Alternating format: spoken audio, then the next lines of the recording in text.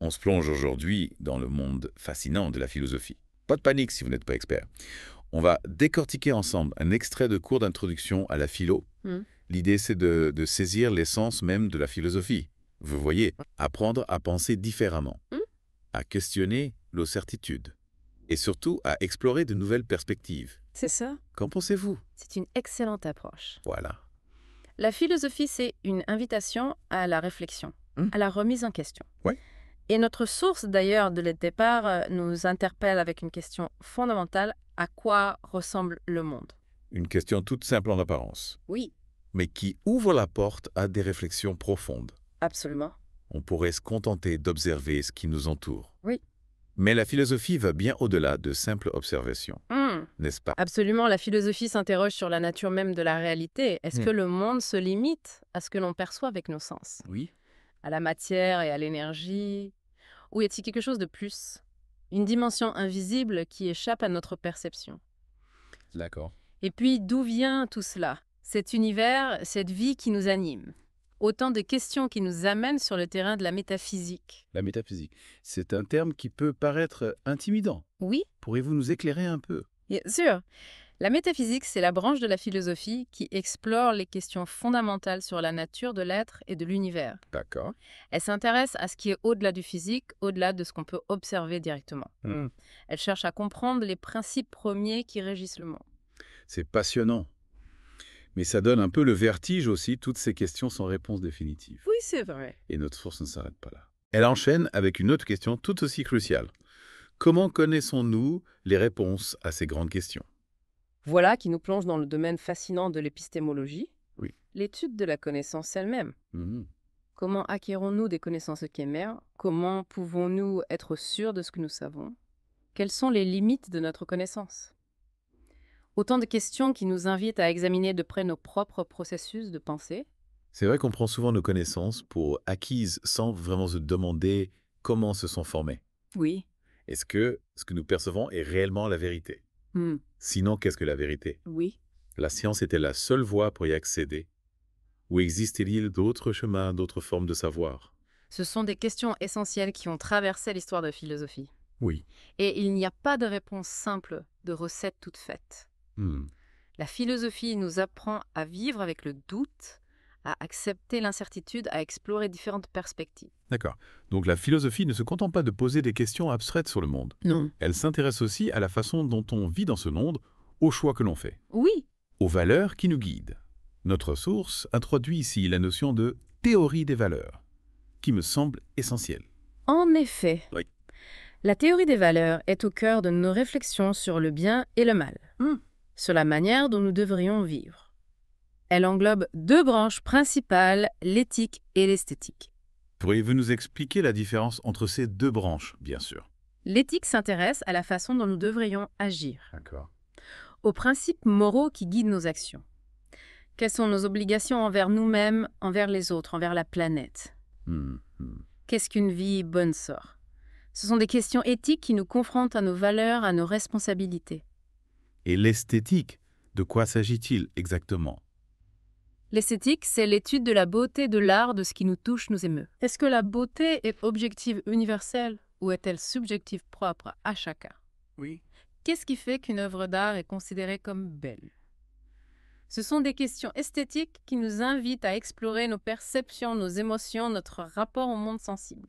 On voit bien que la philosophie aborde des thèmes qui nous concernent tous dans notre quotidien. Oui. Mais comment s'y prendre concrètement pour philosopher? A-t-on besoin d'outils particuliers pour naviguer dans ces réflexions complexes? Oui, la philosophie s'appuie sur des outils, des méthodes de raisonnement, D'accord. pour construire des arguments solides, Oui. pour analyser les idées avec rigueur. Et l'un des outils les plus importants, c'est la logique. La logique, pourriez-vous nous en dire plus? La logique, c'est l'art de raisonner correctement, d'accord, d'enchaîner des idées de manière cohérente, Oui. de tirer des conclusions valables à partir de prémices. Elle nous permet d'identifier les failles dans un raisonnement, de démasquer les sophismes. Ces arguments qui peuvent paraître convaincants, Oui. mais qui sont en réalité trompeurs. Donc en philosophie, il ne suffit pas d'avoir une opinion, il faut pouvoir la justifier, Oui, l'argumenter de façon solide, c'est ça. en utilisant la logique solide. Exactement. La philosophie, c'est l'exercice de la pensée critique. Hmm. On ne se contente pas de croire. On cherche à comprendre pourquoi on croit. Oui. On examine les arguments, on confronte les idées. D'accord. Et la logique nous aide à le faire de manière rigoureuse. C'est rassurant de savoir qu'il existe des outils pour nous guider dans cette exploration. Mais est-ce que la philosophie est réservée aux experts, aux intellectuels? Non, pas du tout. Ou est-ce que tout le monde peut philosopher à ça? Tout le monde peut philosopher. Ah, d'accord. C'est ce que notre source souligne avec justesse. Mhm. Nous faisons tous de la philosophie sans forcément nous en rendre compte. D'accord. Lorsque nous débattons avec nos parents, lorsque nous prenons des décisions importantes, Oui. lorsque nous nous interrogeons sur le sens de la vie, nous sommes déjà engagés dans une démarche philosophique. C'est vrai, on réfléchit tous au monde qui nous entoure, à notre place dans ce monde, aux valeurs qui nous guident. Oui. Mais comment passer de ces réflexions spontanées à une approche plus structurée de la philosophie? Notre source propose une méthode en 2 étapes qui me semble très intéressante. Oui, en effet. Oui. Il s'agit d'abord de comprendre, puis d'évaluer de manière critique. D'accord. La première étape, la compréhension, consiste à s'ouvrir aux idées, même si on n'est pas d'accord avec elles. Il faut essayer de saisir la logique interne d'un argument, Oui. de se mettre à la place de celui qui le défend. C'est l'idée d'aborder les idées avec bienveillance, Oui. avec une certaine empathie intellectuelle, C'est ça. même si elle nous semble étrange ou provocante. Exactement. Et une fois qu'on a compris une idée, on peut passer à l'étape de l'évaluation critique. On la confronte à d'autres idées. On cherche ses points forts et ses points faibles. On se demande si elle est cohérente, si elle résiste à l'examen. Et c'est là que la logique, Oui. les outils du raisonnement entrent en jeu. C'est ça. Ils nous permettent de déconstruire les arguments, de les analyser, de les évaluer de manière rigoureuse. Exactement. Finalement, la philosophie, c'est un peu comme un entraînement cérébral, non? Et c'est une excellente image. Elle muscle notre esprit critique, nous apprend à penser de manière plus claire, plus précise, plus profonde. C'est ça. Et notre source le dit très bien, la réussite de ce livre signifiera que vous savez comment penser. Oui, une belle formule. C'est un objectif ambitieux, Oui. mais stimulant. Ah oui. On a donc une idée des questions que pose la philosophie, des outils qu'elle utilise pour y répondre et de l'attitude qu'elle nous invite à adopter. Mais j'ai hâte d'en savoir plus sur les réponses que les philosophes ont apportées à ces questions, sur les différentes écoles de pensée qui ont marqué l'histoire de la philosophie. C'est justement ce qu'on va explorer dans la suite de notre deep dive. Génial. Préparez-vous à un voyage fascinant à travers les siècles à la rencontre des grands penseurs qui ont façonné notre vision du monde. Ah, ça Voilà. promet d'être passionnant. Oui. On a hâte de vous emmener avec nous. Alors, prêt à plonger plus profondément dans cet océan de la pensée? Absolument. J'ai vraiment hâte d'explorer ces différentes écoles de pensée Oui. et les réponses qu'elles ont apportées aux grandes questions philosophiques. D'ailleurs, notre source mentionne l'exemple de Dick Grayson et Batman Sam Twig. Quel est le rapport avec la philosophie? Ah oui, l'exemple de Dick Grayson, alias Robin, qui devient ensuite Nightwing, c'est une illustration fascinante de la façon dont la philosophie peut s'appliquer à des situations concrètes, même issues de la culture populaire. En l'occurrence, cet exemple nous permet de réfléchir à la notion d'identité. Expliquez-nous, ça semble vraiment intéressant. Imaginez Dick Grayson, il est Robin, le partenaire de Batman. Oui. Puis il prend son indépendance et devient Nightwing. Son costume change, son nom de héros aussi. Oui. Mais est-ce que cela change son identité profonde? Est-ce que le changement d'apparence ou de rôle modifie qui nous sommes vraiment assez darks? C'est une question profonde. On a tous l'impression d'évoluer au cours de notre vie. Mais est-ce que quelque chose en nous reste immuable? Est-ce qu'il y a un moi permanent malgré tous les changements que nous traversons?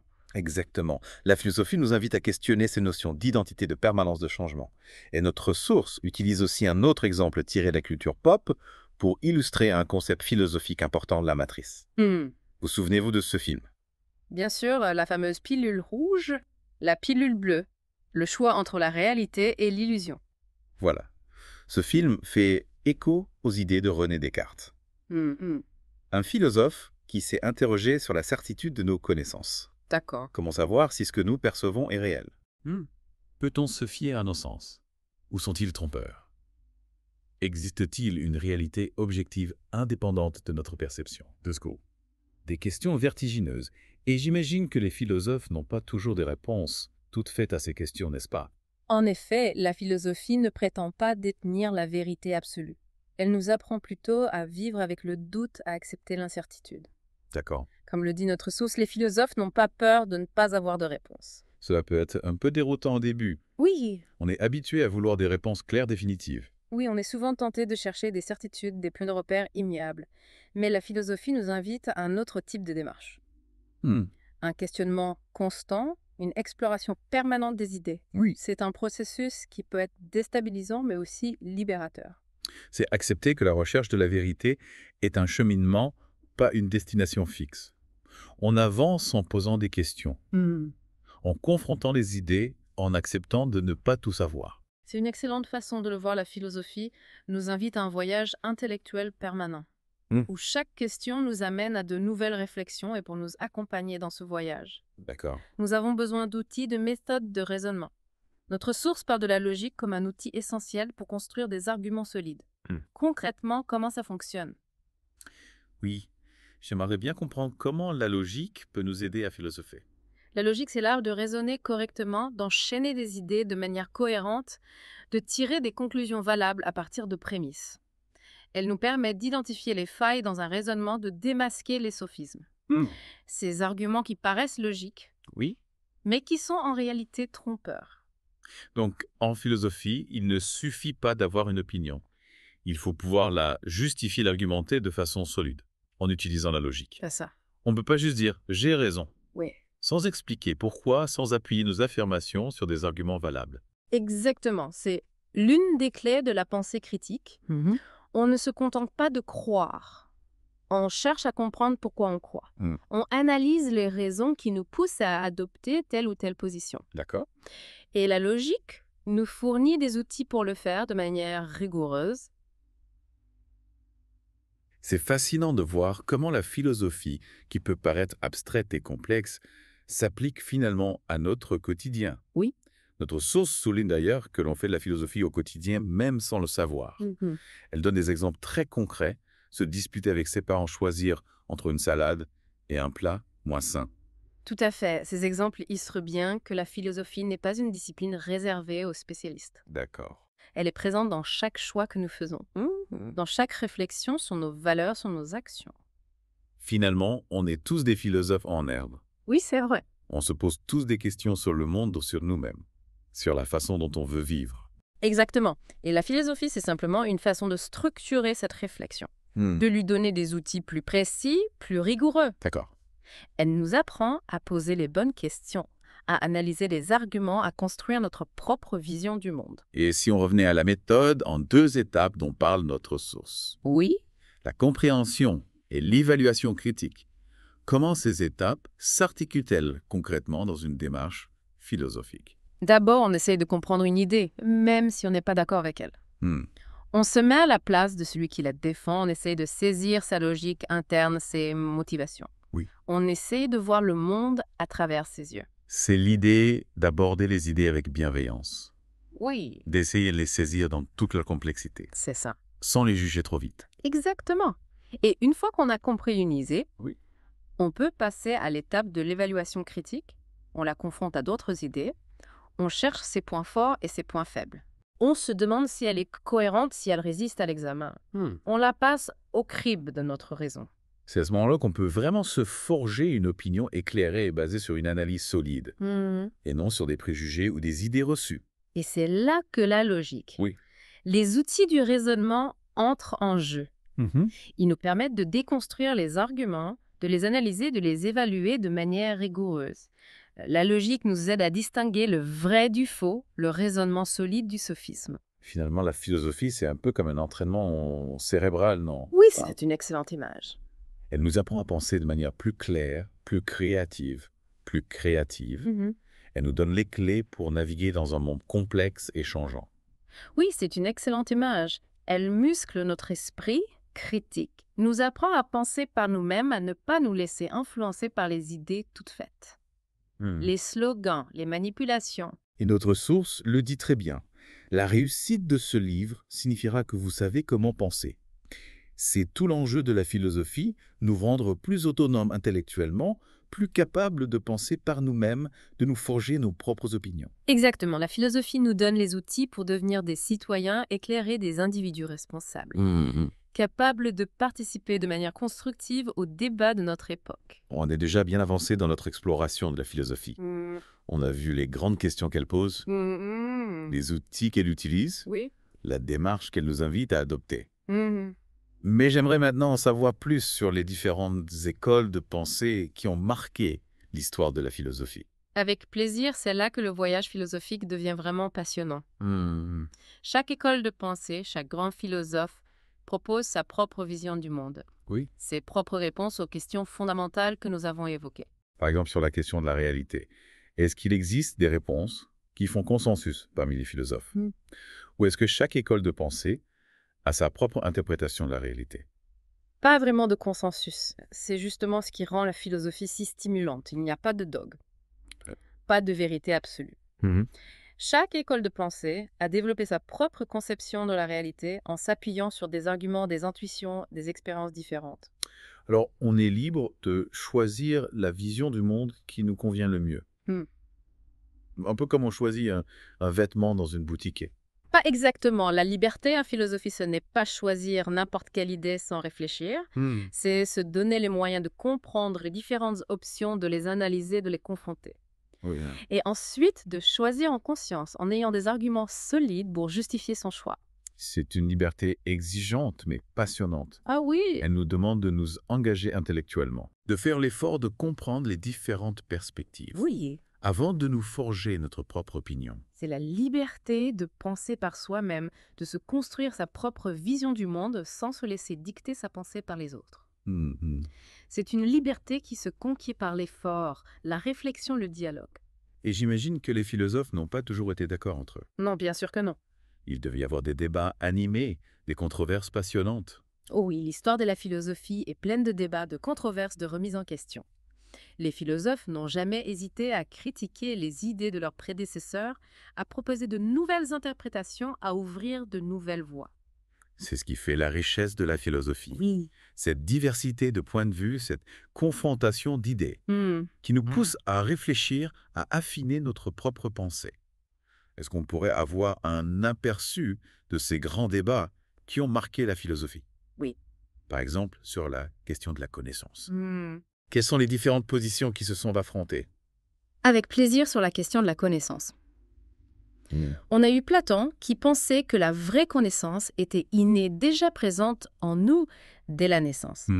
Pour lui, il s'agissait de se souvenir de ce que notre âme avait contemplé dans le monde des idées, D'accord. avant de s'incarner dans un corps. Un peu comme si on se souvenait d'un monde d'idées parfaites, dont on aurait été séparés en naissant. C'est ça. Comme si notre connaissance du monde était déjà là enfouie en nous, et qu'il suffisait de la réveiller. C'est ça. Platon pensait que la connaissance véritable ne vient pas de l'expérience sensible, qui est trompeuse et changeante, mais de la raison, D'accord. qui nous permet d'accéder aux idées éternelles et immuables. Fascinant. Et Aristote, le disciple de Platon, quelle était sa position sur la question de la connaissance of law? Était-il d'accord avec son maître? Pas tout à fait. Aristote, tout en reconnaissant l'importance de la raison. Pensait que la connaissance vient principalement de l'expérience de l'observation du monde qui nous entoure.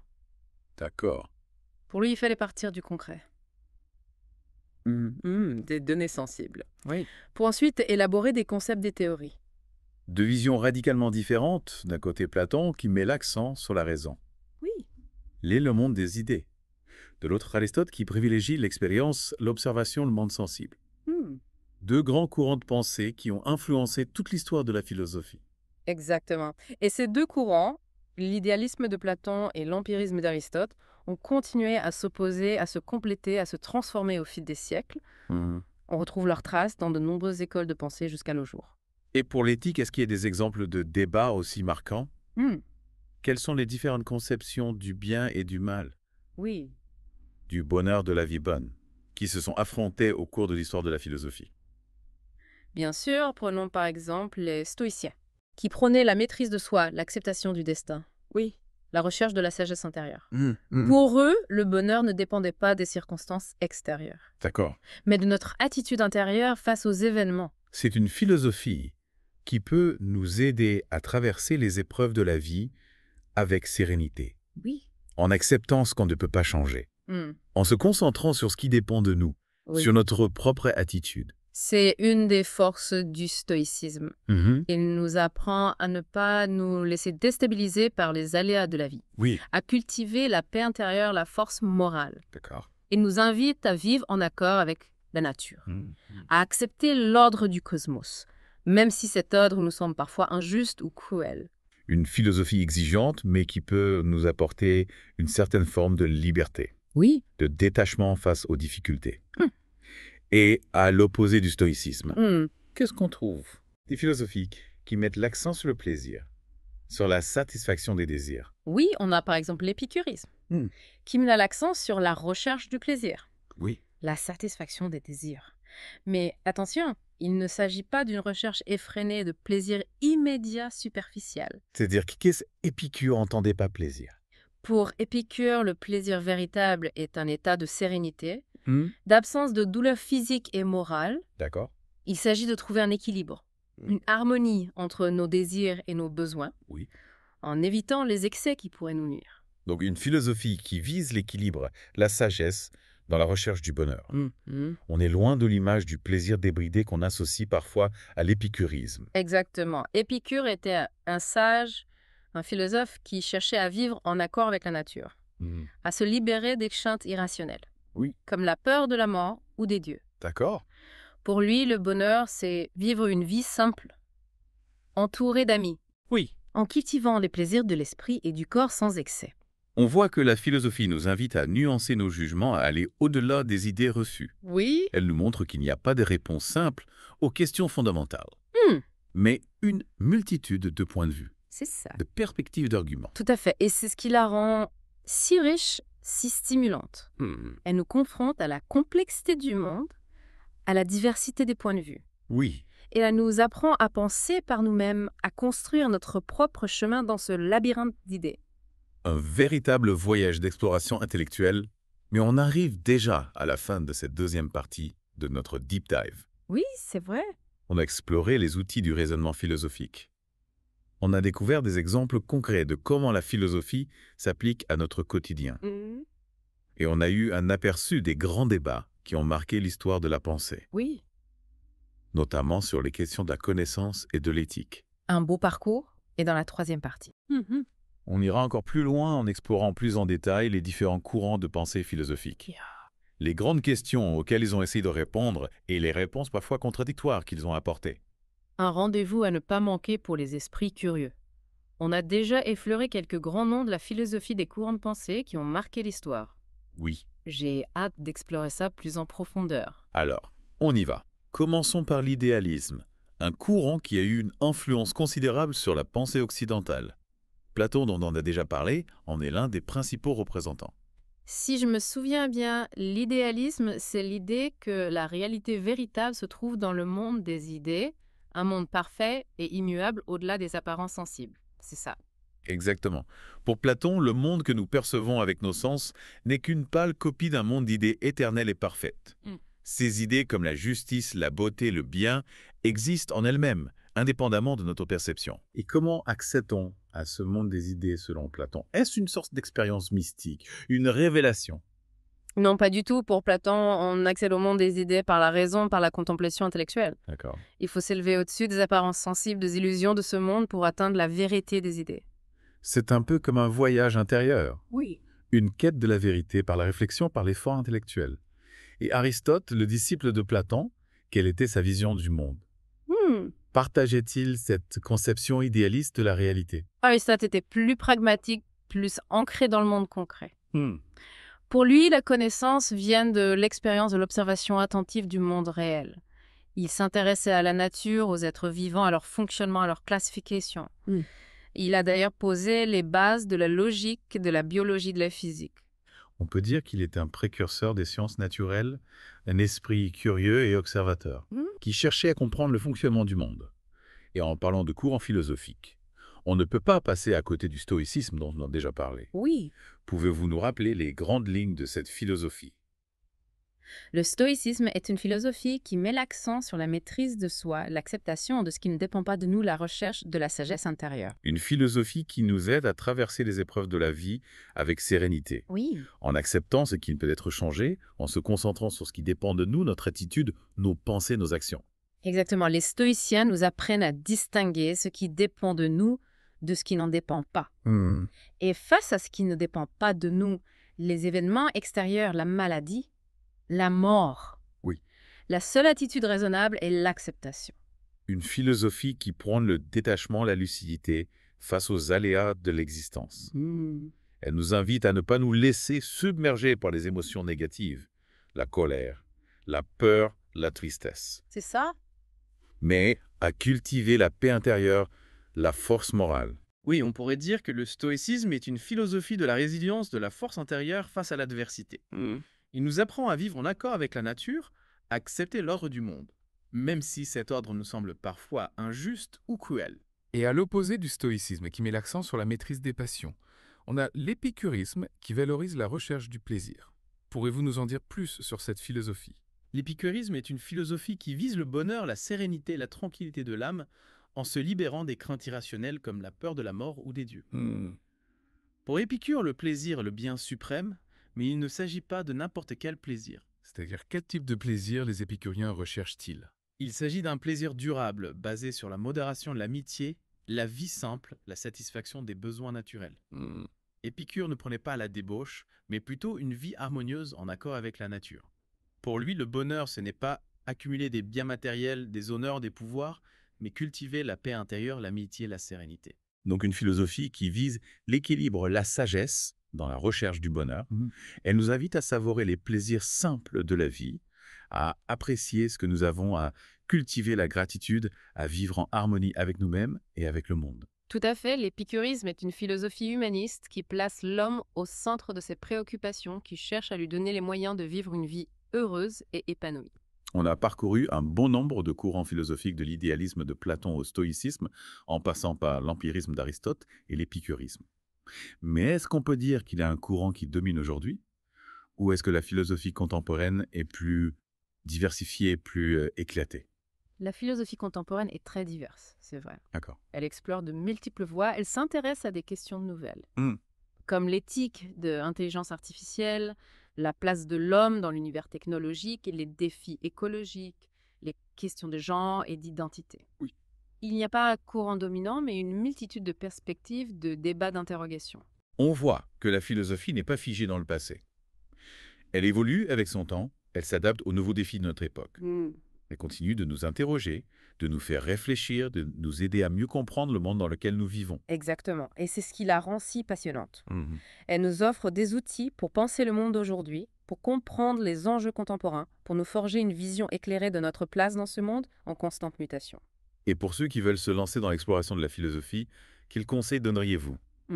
Comment s'y prendre pour aborder cette discipline qui peut paraître intimidante? Lisez des œuvres philosophiques, bien sûr. Oui. Mais surtout, n'hésitez pas à philosopher par vous-même, à vous poser des questions, à discuter avec d'autres, à confronter vos idées. D'accord. La philosophie, c'est avant tout un dialogue, un échange, une quête collective du sens. Un beau message pour conclure notre deep dive. On espère que ce voyage au cœur de la philosophie vous a donné envie d'en savoir plus, de poursuivre l'exploration par vous-même. N'oubliez pas que philosopher, c'est avant tout penser par soi-même, exercer son esprit critique, se construire une vision du monde éclairée et responsable. Tout à fait. Merci à tous de nous avoir suivis dans cette aventure philosophique. On se retrouve bientôt pour un nouveau deep dive sur un autre sujet passionnant.